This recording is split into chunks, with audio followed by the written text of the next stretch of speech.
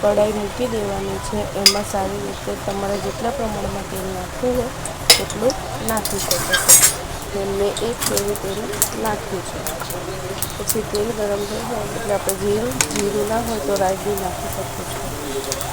જીરું બરાબર ગરમ કતર એમાંથી અવાજ આવે પછી આપણે એમાં બટેકાની ચિપ્સ કાપેલી છે સારી રીતે ધોઈને એ અંદર નાખી દેવાની છે. એને નાખ્યા પછી આપણે હલાવી લેવાનું છે. હલાવ્યા પછી સારી રીતે એને પહેલાં હલાવી લેવાનું છે.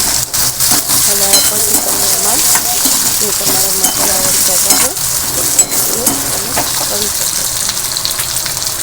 મેં અત્યારે નાખ્યું છે મરચું, 1 ચમચી જેટલું મરચું મેં નાખ્યું છે.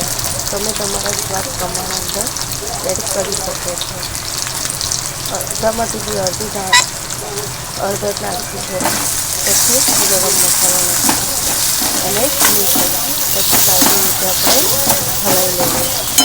હલાવ્યા પછી તમે એમાં તમારા પ્રમાણે પાણી નાખી શકો છો. તમારે રસાવાળું જોઈતું હોય તો તમે વધુ પડતું પાણી નાખી શકો. મેં આમાં 1 ગ્લાસ પાણી નાખ્યું છે. પછી થોડો ઉભરો આવે એટલે ગેસ ધીમું કરીને ઢક્કણ ઢાંકી દેવાનું. ઢક્કણ ઢાંક્યા પછી આમાં આપણે હલાવી લેવાનું ત્યાં સુધી આપણું શાક થઈ ગયું છે. પછી ગેસ બંધ કરીને ઉપરથી કોથમીર ભભરાઈ દેવાની છે. તમને આ રેસીપી કેવી લાગી એ મને કોમેન્ટમાં કહેજો.